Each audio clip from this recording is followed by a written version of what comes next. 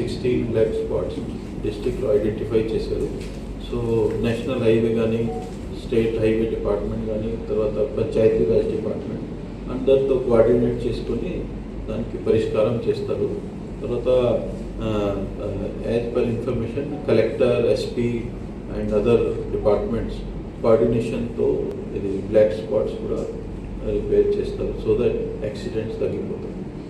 జనరల్గా యాక్సిడెంట్స్లో ఏమవుతుంది, 70% ఇంజనీరింగ్ ఉంటుంది, 30% ఎన్ఫోర్స్మెంట్ ఉంటుంది. సో మన ఎన్ఫోర్స్మెంట్ కూడా చేస్తున్నాము. తర్వాత ఇంజనీరింగ్ ఆస్పెక్ట్స్ కూడా అటెండ్ చేసి దానికి ఇంప్రూవ్మెంట్ చేస్తాం. సార్, హైదరాబాద్ చుట్టూ కానీ ఈ వికారాబాద్ జిల్లా చుట్టూ, ఈ 3 జిల్లాల చుట్టూ చాలా ఫామ్ హౌస్ ఉన్నాయి సార్. అక్కడ అనేక అసాంఘిక కార్యక్రమాలు. సో పోలీస్ శాఖ తరఫున ఎటువంటి కట్టడి చేస్తారు సార్? అది కూడా డిస్కషన్ చేయటం జరిగింది. సో మీకు అందరికీ తెలుసు, మాకు ఇన్ఫర్మేషన్ వస్తే మనం యాక్ట్ చేస్తున్నాము. మొన్న కూడా ఇది మీకు అందరికీ తెలుసు, ఒక ఇన్సిడెంట్, నేను పేరు తీసుకొని, బట్ ఒక సింగర్ కేసులో కూడా ఇన్సిడెంట్లో మనం యాక్ట్ చేశాం. తర్వాత మీకు అందరికీ తెలుసు, ఇంకా బిఫోర్ సమ్ టైం జన్వాడలో కూడా ఒక సీజర్ చేయటం జరిగింది. తర్వాత మేము గట్టిగా యాక్షన్ తీసుకుంటున్నాము. జీరో టాలరెన్స్ నార్కోటిక్స్ గురించి మీకు అందరికీ తెలుసు, మేము గవర్నమెంట్ ఐడియా ఉంది జీరో టాలరెన్స్. సో మీరు చూస్తే లాస్ట్ 2 years నుంచి మన కేసెస్ కూడా పెంచుతున్నాము, సీజర్ కూడా ఎక్కువ జరుగుతుంది, నెంబర్ ఆఫ్ అరెస్ట్ కూడా ఎక్కువ జరుగుతున్నాయి. అదర్ స్టేట్స్ నుంచి కూడా మన వాళ్ళు పోయి ఇది నార్కోటిక్స్ చాలా సీజ్ చేశారు. విదేశాల నుంచి వచ్చిన పర్సన్స్ కూడా అరెస్ట్ చేశారు, డిపోర్ట్ కూడా చేశారు, మీకు అందరికీ తెలుసు.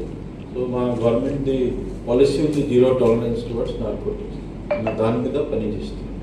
సార్, రాష్ట్రంలో రోజు ఈ గంజాయి సరఫరా ట్రైన్లలో కానీ, బస్సులలో కానీ, వెహికల్స్లో చాలా జరుగుతుంది సార్.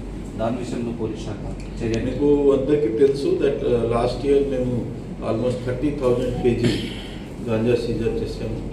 దాని పాత టైంలో కూడా ఎక్కువ చేసాము. ఇది కొన్ని బార్డర్ స్టేట్స్ నుంచి వస్తున్నాయి. 2 states మీకు అందరికీ తెలుసు. It is not better to take names.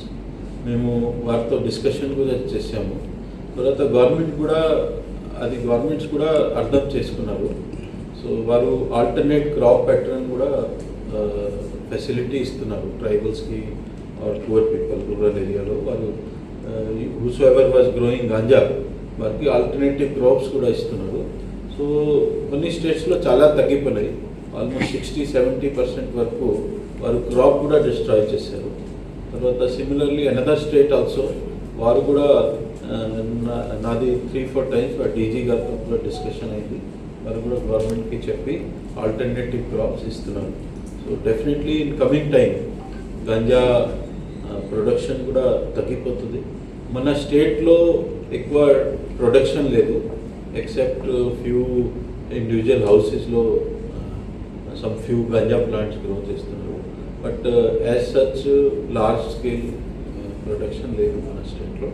మన స్టేట్ మోస్ట్లీ ట్రాన్జిట్గా ఉంది. సో ఇక్కడ నుంచి అదర్ స్టేట్స్కి కూడా గంజా పోతుంది. మనం చాలాసార్లు ఇంటర్సెప్ట్ చేస్తున్నాము. As I told, last year కూడా 30,000 kg వరకు గంజా సీజ్ చేసుకున్నాము. దాని ప్రీవియస్ ఇయర్ కూడా చేసుకున్నాము, ఈ సంవత్సరం కూడా చేస్తున్నాము.